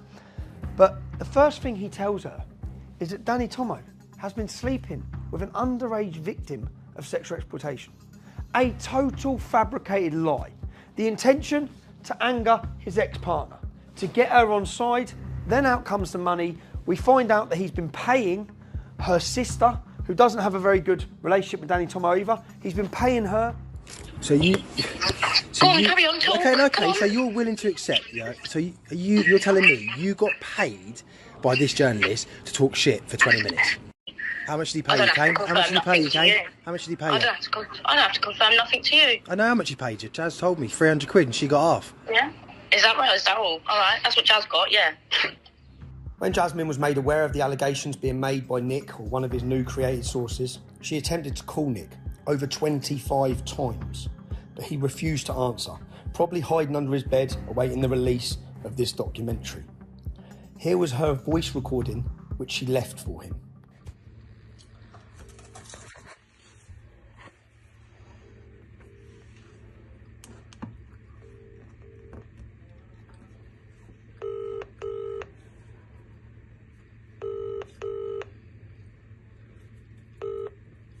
This is the Vodafone voicemail service for...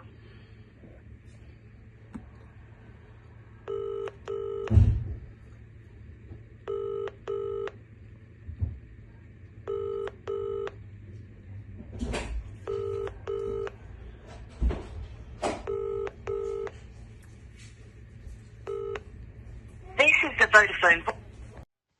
Nick, I've tried to call you now multiple times and you are not answering my phone call. I know why, because you don't hear what I've got to say. Firstly, let me just get this straight in case you do not understand. Danny has never put me in hospital. Danny has never beaten me up. The pictures that you have seen have got nothing to do with Danny at all.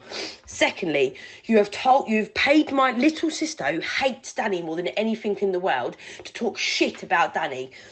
Thirdly, you came into my life and you told me that there was a video going around of my baby dad with a 15-year-old girl. You made me feel physically sick. You've mentally abused my brain into thinking that my baby dad is a paedophile, when that's not true. You didn't even come back and tell me that it wasn't true. You just told other people. If you do not leave me and my sister alone, I will be seeking legal advice. I'll be doing that anyway, because this is draining me so much. It's affecting me mentally and physically, and I've actually had enough. Every person you've seen that Hope Not Hate contact and use then as a negative source, not just against myself, but against anyone with activism. There's another gentleman here I'm going to introduce you to. Speaker's Corner Steve. He's an activist at Speaker's Corner. Listen to the words he has to say about me. This man. And I have no shame in saying I agree with every word Tommy Robinson has ever said. And I have no shame. I have no shame on that. Tommy Robinson has bigger balls than all of you put together. That's why. Absolutely. Now, over the last 3 to 4 months, there's been a lot of negative comments coming out of Steve, which has surprised me totally. I believed it was because he aligned himself with Reform, a political party, and he was trying to distance himself from us. But then I saw this video with these allegations. It's my voice. Are we allowed to talk about Tommy grifting? No one grifts around here. We have no grifters, no drug dealers, no scammers. A totally new allegation. I'm a drug dealer, apparently, yeah? You've heard it from Nick Lowles, and now I've heard it from Speaker's Corner Steve. So it's a new allegation. What possibly could have changed him from supporting me and being close to me, and just 3-4 months ago, totally turned against me and throwing out the same accusations that Nick Lowles is now throwing out? That's where our source and our mole has been so valuable. I mean, as I understand it, I mean, listen, I'm just going to give you something else, yeah? Go on. Get Steve off of your groups. Steve, Speaker's Corner. Yeah, get him off all your groups. Is he working with Hope Not Hate? He's met him. He's met him. How long ago did he meet? To him. How long ago did he meet him? I'd say he's been probably messaging the last 3-4 months. Which is when he turned against us. Yeah, so, but get him. He's still in a few of your groups. Don't put it out, though. Do it discreetly, Tommy. Okay. You know, but there's still, they message each other and that, and I know that I talk to Steve, and I know, like, you know, I mean, when I get a message from Lowles like that one, I know he's just got off the phone to Lowles, or, you know, so. Steve, so Speaker's Corner Steve's working with Nick Lowles, and that's been for 3-4 months. That makes sense. All makes sense, mate. All makes sense.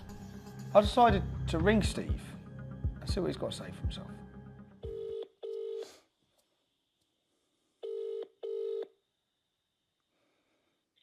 Hello. Hi Steve, it's Tommy Robinson. Hello there. Steve, I have evidence that you've been in regular contact with Nick Lowles from Hope Not Hate.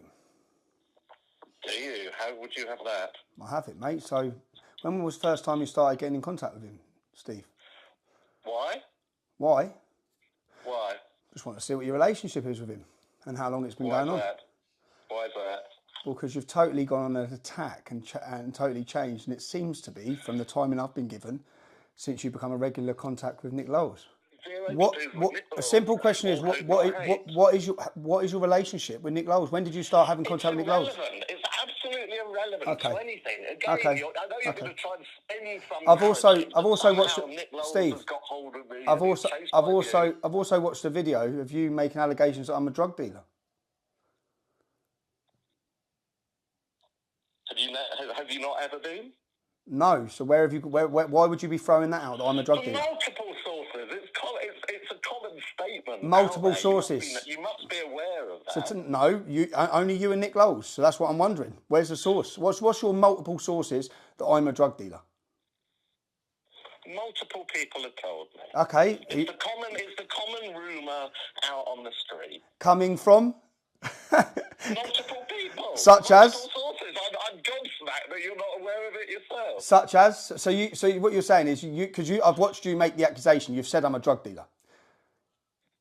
You've said I'm a drug dealer. Have you never been? Have you never done that? Have you never, in your entire existence, sold an item of drugs? No, I haven't. No. So as I'll ask you again, you're making a serious accusation against me. You've put it out online. Yeah. You've said I'm a drug dealer. I'm asking you. I said lots of other things about you. Are you going to question me on those other things too? I will, yeah. But we'll start on the drug dealer one because it's the same accusation that's coming from Nick Lowles, and I find out you're in regular contact with Nick Lowles, just on the phone to him. You found out I've been in regular contact with Nick Lowles. I mean, what, you're demanding me for sources of evidence. What's your source of evidence for that? Someone within Hope Not Hate, Nick. Someone within Hope Not Hate, buddy. Don't worry, I've got Anyway, I've got a meeting at 12 o'clock. I can't carry on. Maybe call me back later if you want to continue this conversation. So you don't have a source. I'm a drug dealer.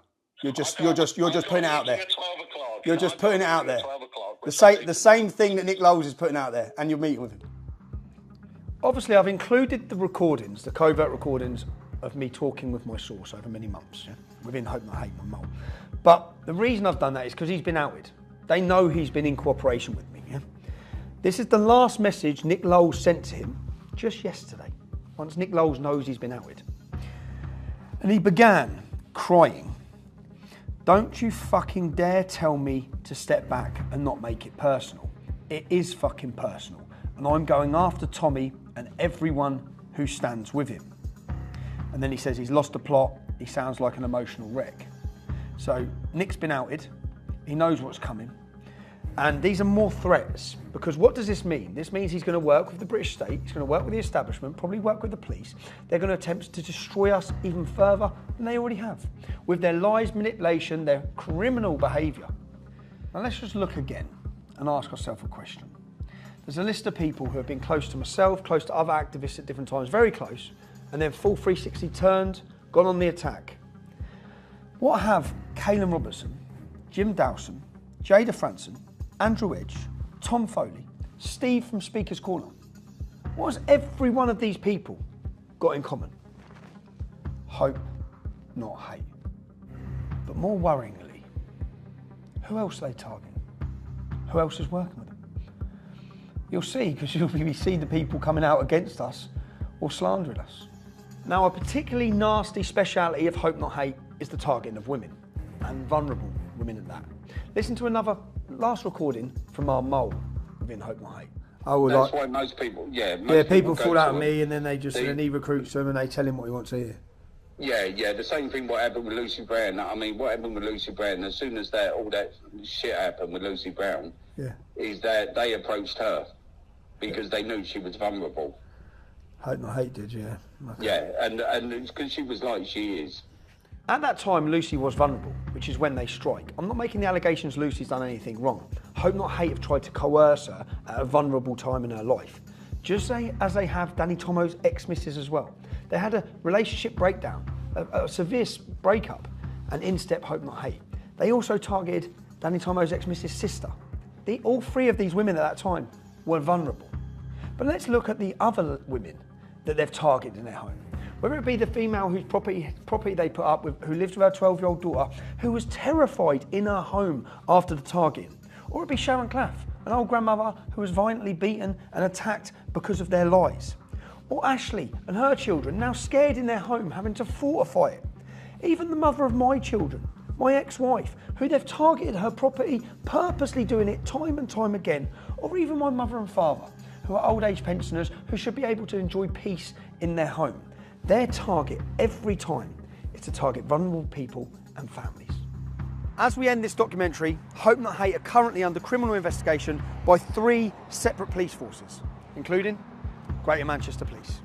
To the publishers of Nick Lowles' book that he's bringing out, and to the documentaries that are currently working with him, how many sources do you think he's used in these publications where the media are waiting to run the stories that he's blackmailed, sexually assaulted, given drugs to, paid £20,000? How many of them have been intimidated, paid or coerced? Question everything. to Hope Not Hate. This isn't the end. Our expose will continue.